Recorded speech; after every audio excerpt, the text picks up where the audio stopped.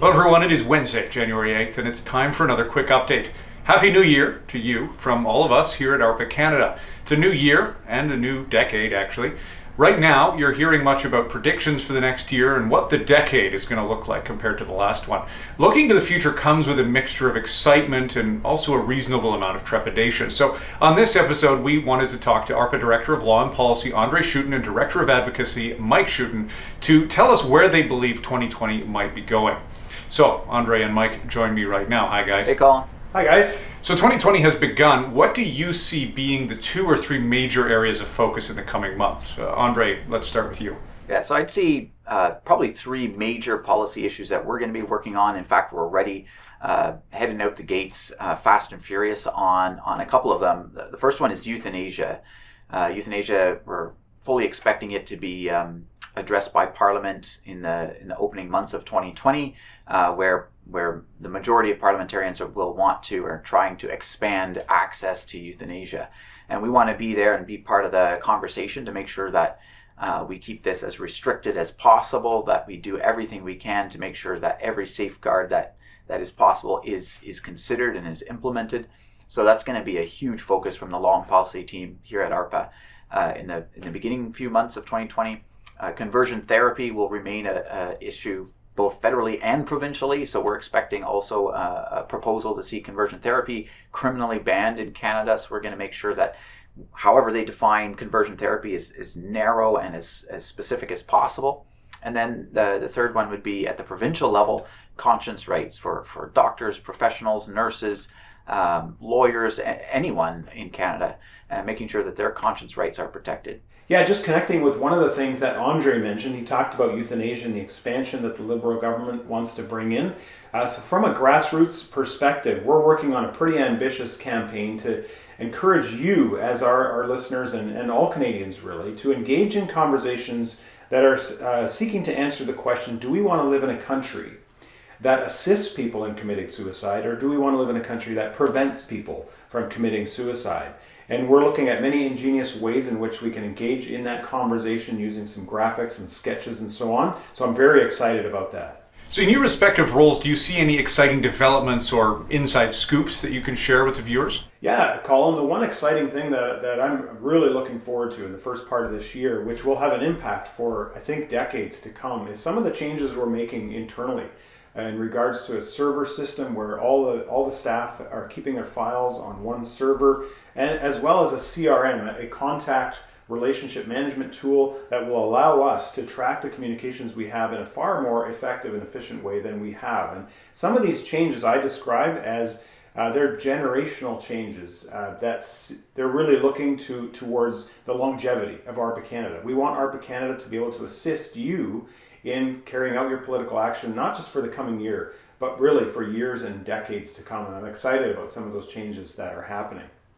When it comes to Inside Scoop, I think that this coming decade is going to be really interesting for how Christians in the mainstream political party arena, how they are going to continue working within those existing mainstream parties. I think we've seen some exciting developments in the past couple of years where there's some high-profile Christian MPs and MLAs who are really taking a stand on things, but yet we see these parties continually trying and clamoring really to be seen as the most progressive. Who can be the most progressive? Who can get into line with, whether it's LGBT worldview, whether it's the whole transgenderism ideology, who can be the most progressive on these issues? And I'm curious to see how the next decade plays out when it comes to the patience that Christians have for continuing to work within those parties, and whether or not the time comes when they say, you know what, we're just going to remove ourselves and we're going to go on it alone as social conservatives or as Christians. I'm really excited about 3 big cases coming up that ARPA hopes to be involved in. The R.V. Lynn case, the criminal prosecution of a Christian pastor or preacher in the streets of downtown Toronto, criminally charged for with causing a disturbance and criminal mischief simply for preaching the gospel on public streets down there. We hope to be involved in that case. Another case here in Ottawa where a teacher, grade 1, was telling her students that girls don't matter and boys don't matter, and the students were getting very confused about that. So there's a court case involving that.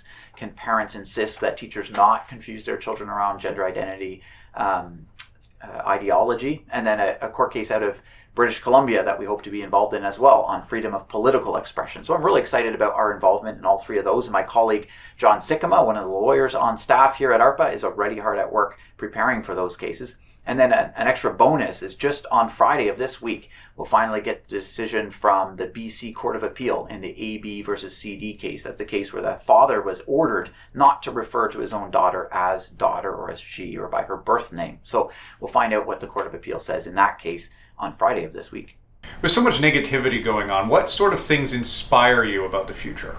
Well, I think our eternal perspective is, maybe that's obvious to most of our viewers, since many of you are committed Christians, but that eternal perspective just helps keep everything in perspective. Sure, there's going to be losses and setbacks and so on, but we are part of the winning team because Jesus Christ has already conquered sin and the grave, and he's making all things new now already, and we get to be part of that process. Even if we do face hardship, we talked about in our staff devotions this week, we talked about the phrase, but if not.